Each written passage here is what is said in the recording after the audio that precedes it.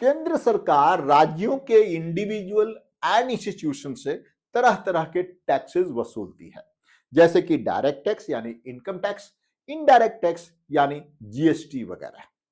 क्या इस tax revenue का कुछ परसेंट फिर से राज्यों के पास आता है या नहीं आता है? यदि आता है तो कितना आता है?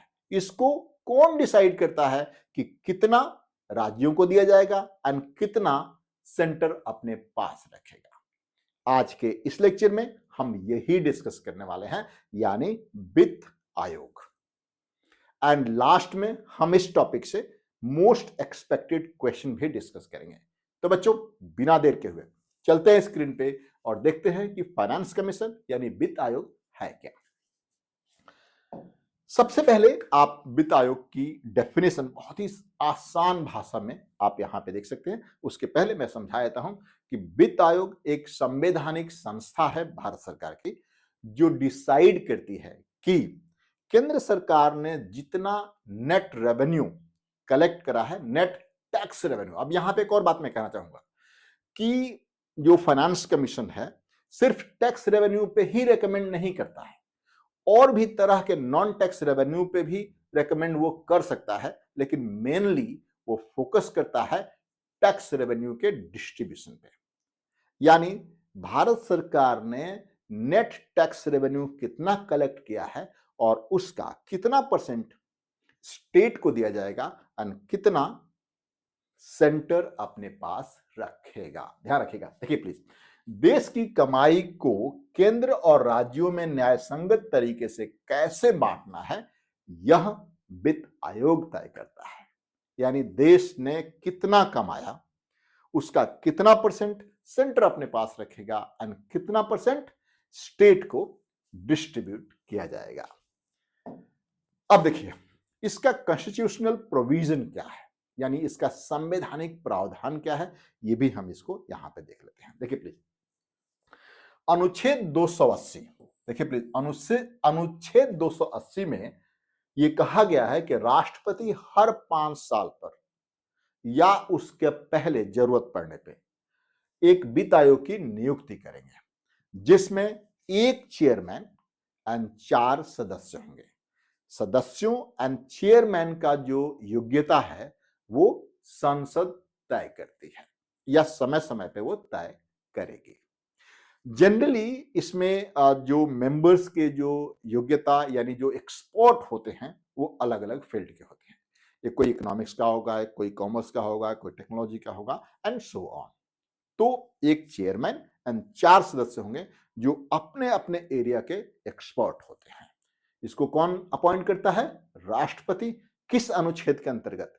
280 अनुच्छेद यानी आर्टिकल 280 के अंतर्गत राष्ट्रपति हर 5 साल पर या उसके पहले जरूरत पड़ने पे एक वित्त आयोग की नियुक्ति करेगा, जिसमें एक चेयरमैन एंड 4 सदस्य होंगे। अब देखिए यहां पे इनके क्या फंक्शन है। देखिए, कोर फंक्शन 2 फंक्शन है बेसिकली। पहला देखिए, vertical devolution of taxes between centre and state. यहां पे ध्यान रखना है, बिटवीन सेंटर एंड स्टेट, यानी जो रेवेन्यू कलेक्ट हुआ है, जो नेट रेवेन्यू कलेक्ट हुआ है, उसका कितना परसेंट सेंटर अपने पास रखेगा एंड कितना परसेंट स्टेट को डिस्ट्रीब्यूट किया जाएगा। दूसरा, हॉरिजॉन्टल डिवोल्यूशन। यहां पे ध्यान रखिए, हॉरिजॉन्टल डिवोल्यूशन।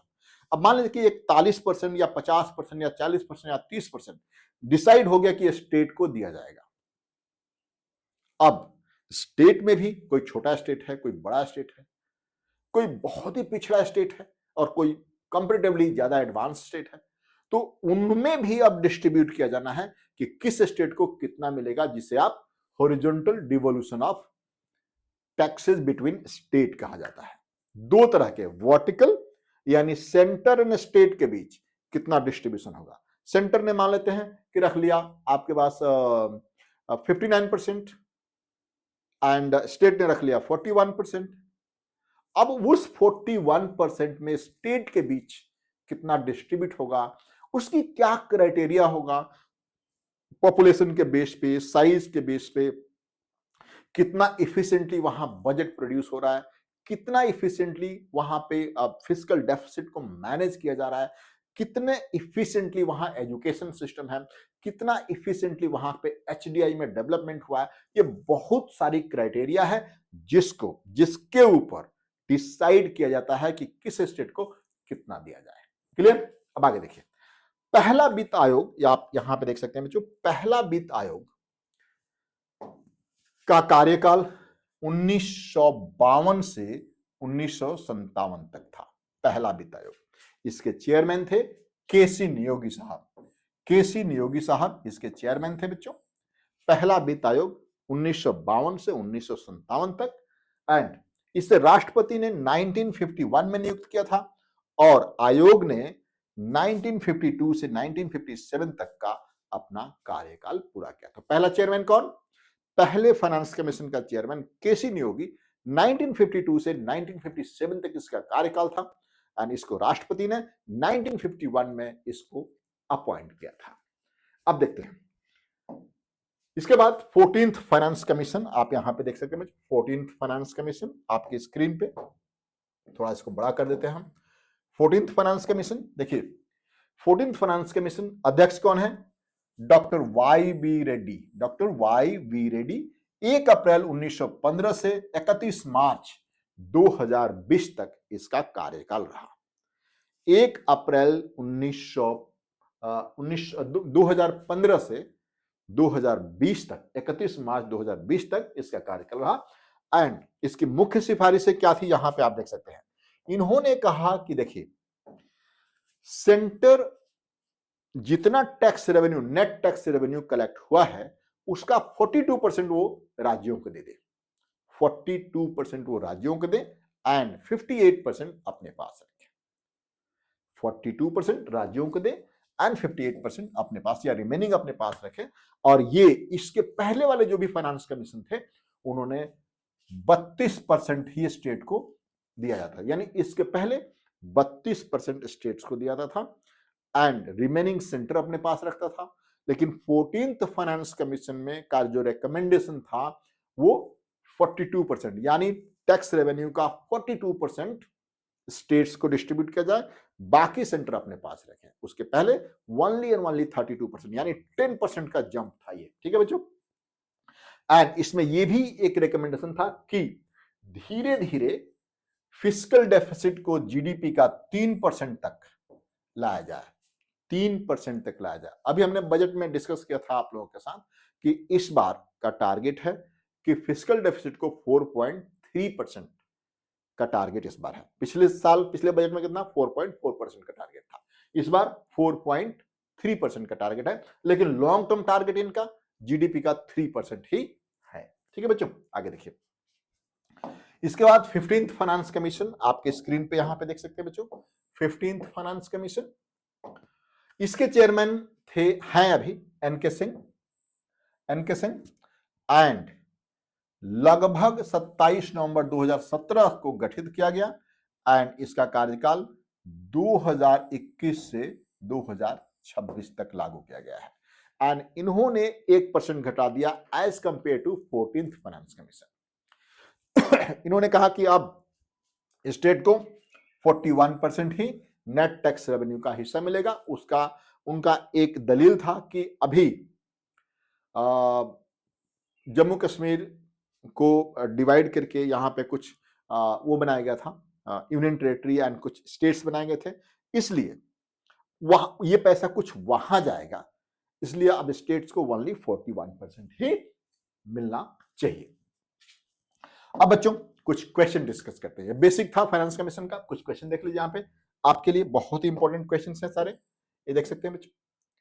और हाँ बच्चों ध्यान रखिएगा, यूजीसी नेट जेआरएफ इकोनॉमिक्स के लिए मेरा कोर्स उत्कर्ष लॉन्च हो चुका है और आप चाहें तो उसको ज्वाइन कर सकते हैं। आप कल ही रिजल्ट आया, आप जिन बच्चों का हुआ उनको तो बहुत बहुत मुबारक, लेकिन जिनका नहीं हुआ उनको दिल छोटा करने की जरूरत नहीं है, वो जून में जरूर आपका क्लियर हो जाएगा। एंड आप चाहें तो मेरा बैच उत्कर्ष ज्वाइन कर सकते हैं। स्क्रीन पे दिए हुए नंबर पे आप मुझे डायरेक्टली कॉल भी कर सकते हैं। चलिए बच्चों, पहला क्वेश्चन, वित्त आयोग का गठन किस अनुच्छेद के अंतर्गत किया जाता है? आप अच्छी तरीके से जानते हैं, 280 आर्टिकल 280 के अंतर्गत वित्त आयोग का गठन किया जाता है। नेक्स्ट क्वेश्चन आपके स्क्रीन पे बच्चों, क्वेश्चन नंबर 2, वित्त आयोग द्वारा की जाने वाली वर्टिकल डिवोल्यूशन से क्या आशय है? अभी हमने बताया वर्टिकल डिवोल्यूशन का मतलब है सेंटर एंड स्टेट के बीच टैक्स का डिस्ट्रीब्यूशन। यहां पे देख सकते हैं केंद्र और राज्यों के बीच कर राजस्व का बंटवारा, केंद्र और राज्यों के बीच कर राजस्व का बंटवारा वर्टिकल का। हॉरिजॉन्टल का क्या होता है? बिटवीन स्टेट, मतलब स्टेट के बीच टैक्स रेवेन्यू का बंटवारा, उसे आप हॉरिजॉन्टल कहते हैं। ठीक है। क्वेश्चन नंबर 3 आपके स्क्रीन पे बच्चों, क्वेश्चन नंबर 3 आपके स्क्रीन पे, मान लीजिए कि किसी वर्ष केंद्र के विभाज्य कर पुल की राशि 10 लाख करोड़ है और वित्त आयोग ने राज्यों को 41% निर्धारित किया है, तो राज्यों को कितनी राशि मिलेगी? आपको पता है 41% of the 10 lakh crore that is 4.1 lakh crore, 4.1 lakh crore. Next question number 4 आपके स्क्रीन पे बच्चों, क्वेश्चन नंबर 4, निम्न में से कौन सा कार्य वित्त आयोग का नहीं है? करों के शुद्ध आय का केंद्र और राज्यों के बीच बंटवारा ये है, राज्यों को राजस्व घाटा अनुदान की सिफारिश ये भी है, राज्यों के बीच जीएसटी दरों का निर्धारण ये नहीं है, तो आपका आंसर होगा ये, आपका आंसर होगा सी। पंचायतों और नगर पालिकाओं के लिए अनुदान की राशि सिफारिश ये भी है, मतलब ए बी एंड डी है, सी नहीं है, यानी आंसर इसका सी होगा। तो बच्चों ये लेक्चर आपको कैसा लगा मुझे बताइएगा जरूर, और कमेंट करके लाइक करके शेयर भी करिएगा। थैंक यू बच्चों, थैंक यू।